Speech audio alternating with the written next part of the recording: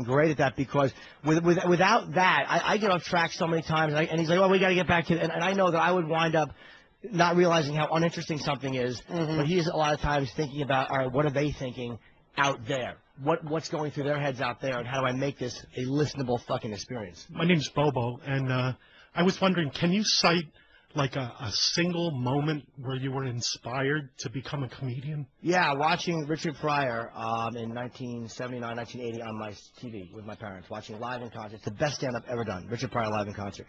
I always was funny, I always made people laugh, but I didn't know what to do with that. I would write stories when I was a little kid and love when they would be read and people would be laughing, but I didn't understand what comedy was. And I watched him, and it was like, that's what you do with it. So yeah, that to me was the moment. What was it? Because he was making you laugh, or you saw other people in your life laugh? Both. My parents were laughing, I was laughing, and he was making people. That was done in Long Beach, California. Pryor made pimps laugh. Yeah. Fucking Huey P. Newton.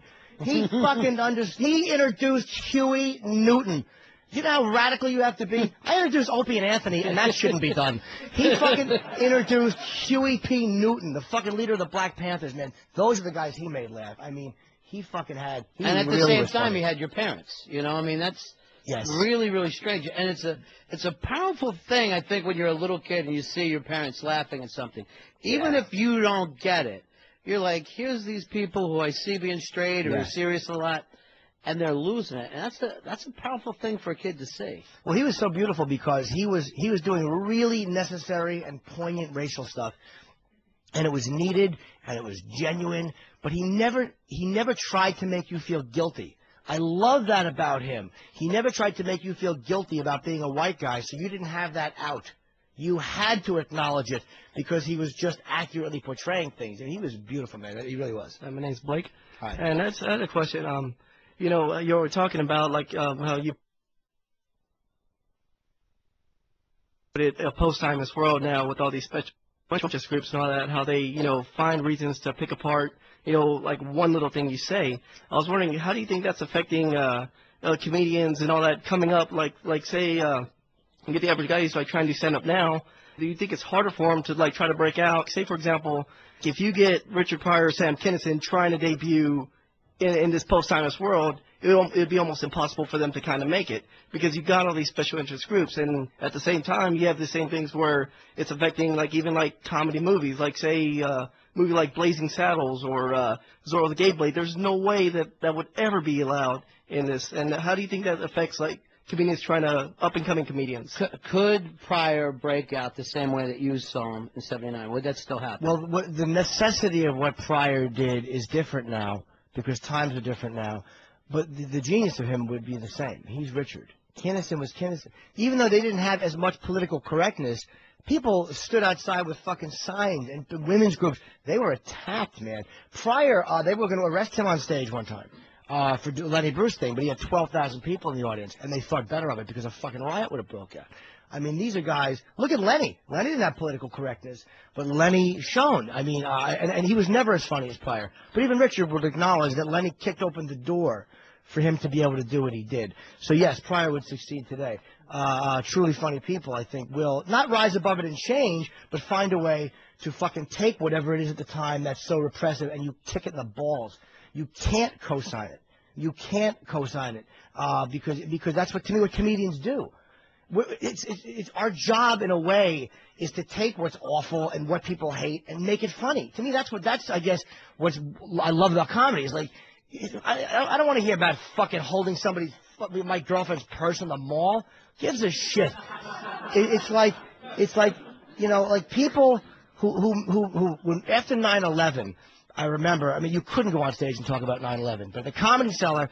Me, Patrice, Keith Robinson, and somebody else were talking about the fantasies we had after 9/11. We all had fantasies about how we would have behaved on the planes. It was a natural human reaction.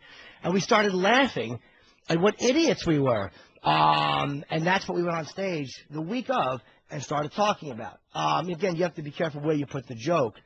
But to me, that was to allow people to laugh at that. You know, because Keith Robinson, he's a dumb motherfucker. His fantasy was that he would have recognized they were terrorists and that he would have grabbed the stewardess and hit her before the plane took off. And when the cops came, he would have said, "Those guys are terrorists." That was a fantasy a grown man had about stopping 9/11. So Keith told me that, and I couldn't wait to go on stage and go, "Your host tonight, this is what a fucking dummy he is." You know, and Patrice did it, and so, yeah, man, I guess I don't know where I'm going with that, but there is a way to get through all of that stuff. You just can't let it, you can't co-sign it. I think that the best will always find a way to break through, no matter what's happened in the society. And occasionally, some people go, even though these things are suppressing us and we're being held back, a guy will rise up and get himself a couple of specials on HBO, be on the biggest morning show in the country, and even write a best-selling book. Ladies and gentlemen, Jimmy Norton, let him hear it. Thank you.